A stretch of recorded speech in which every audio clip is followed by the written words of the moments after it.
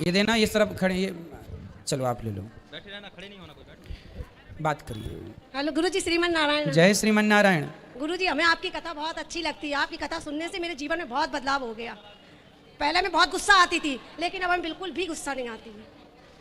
अच्छा, बिल्कुल गुस्सा नहीं आता? बिल्कुल भी। अब मुझसे चाहे कोई कुछ भी कहते, कुछ भी नहीं आता गुस्सा। वाह, सुंदर। आपकी कथा सुन के बहुत धन्य हो गए गुरुजी। खुश रही बिहारी जी, आपको शुक्रिया। प्रश्न है, आप मेरी लड़की को जरा समझा दो, वो कथा नहीं सुनती है। कहाँ है? बुलाओ। अनिल जी, कहाँ गए? गुरुजी, वो हमें कथा नहीं सुनने देती है। कहाँ गई? कहाँ?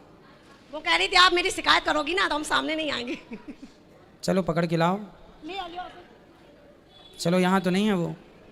गुरुजी, आप हमें एक आशीर्वाद दे दो कि मेरे हस्बैंड भी आपकी कथा मतलब यहाँ पर आए। बिल्कुल, भगवान करें आपका पूरा परिवार कथा गंगा में डूब जाए और सबको आनंद प्राप्त हो। ठीक है? जय श्रीमन नारायण। जय श्रीमन नारायण। ये बेटे को कुछ माइक बात करनी है? हाँ बेटा, बोलो। प्रणाम गुरुजी। खुश रहो। प्रश्न पूछना है। बोलो। मतलब जैसे कि आप कहते हैं कि कर्मों के आधार पर मिलता है फल, तो क्या राम जी ने भी कोई कर्म पाप किया था जो उनको वनवास जाना पड़ा? हाँ, तो बताया तो था हमने एक दिन कि नारद जी ने श्राप दिया था भगवान को। जब श्राप दिया तो श्राप को साबित करना था, सिद्ध करना था, सच करना था। तो फिर वो राम जी बन के आए और फिर श्राप को चरितार्थ किया। भगवान चाहते तो श्राप को स्वीकार ना करते, भगवान थे, लेकिन नहीं, भगवान ही मर्यादा का पालन नहीं करेंगे तो कौन करेगा, इसलिए उनको आना पड़ा। और पहले के लोग ज़्यादातर बाल बड़े क्यों रखते थे? पहले के लोग क्या, आपने भी तो बड़ा कर रखे हैं बालों को। तो वो राम जी भी, वो तो पुरुष थे ना, तो वो क्यों रखते थे? भाई राम जी 14 साल तक तो वनवास में थे, तो उनको तो बाल उनके तो वहाँ पे कटवाने नहीं थे। तो 14 साल में बड़े होंगे तो जटाएं बनती गई, जूड़ा बन गया। 14 साल ना वो गांव जा सकते थे, ना किसी के घर में ठहर सकते थे। वनवास मतलब वनवास, ना कोई सुविधाएं ले सकते थे, तो कोई बाल उन्होंने कहीं कटवाए नहीं, तो जूड़ा बनता गया, इसलिए उनके बाल थे। और जैसे चलते फिरते किसी चींटी वगैरह पे पैर लग जाए, मर जाए, तो उसका पाप लगता है? उसका पाप तो लगता है, पर रोज सूर्य भगवान को जल चढ़ा देने से उस पाप से निवृत्ति हो जाती है, इसलिए हमें सूर्य भगवान को जल रोज चढ़ाना चाहिए।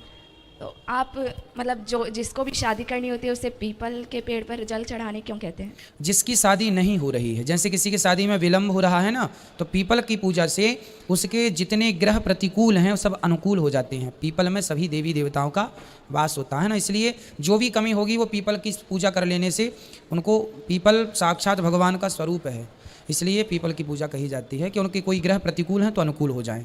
और वैष्णव का अर्थ क्या है? जो सदा परोपकार की भावना रखे, सदा भगवान से ही प्रेम करे, सब में भगवान को देखे, ऐसी भावनाएं जिनकी हैं उन्हें वैष्णव कहते हैं। और भगवत गीता में बताया गया है कि जो 5 रूप से भगवान के प्रति हम श्रद्धा कर सकते हैं, तो पहला और दूसरा क्या है, सक्रिय और निष्क्रिय? क्या मतलब माता के रूप में, और 5 बताए गए हैं ना? हाँ। तो पहला और दूसरा का अर्थ क्या है? देखिए, भगवान की पत्रम पुष्पम फलम तोयम, इस तरीके से आप समझ लो।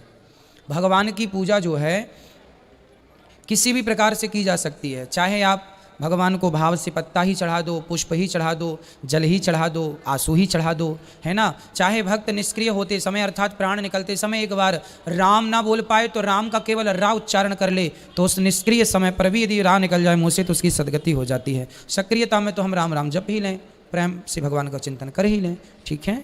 वेद मंत्र जैसे हम पहले मतलब गुरुकुल में पढ़े थे, तो वहाँ पे वेद मंत्र बुलवाया जाता था, तो उसका कोई पाप लगता है? ना, कोई पाप नहीं है। वेद मंत्र, आप बच्चे हैं, आप कोई पाप नहीं है। वेदों को पढ़ना नहीं चाहिए। वेदों के कुछ मंत्र जो हैं वो तो सब बोल सकते हैं, बोल लेते हैं, पर हमें नहीं बोलना चाहिए।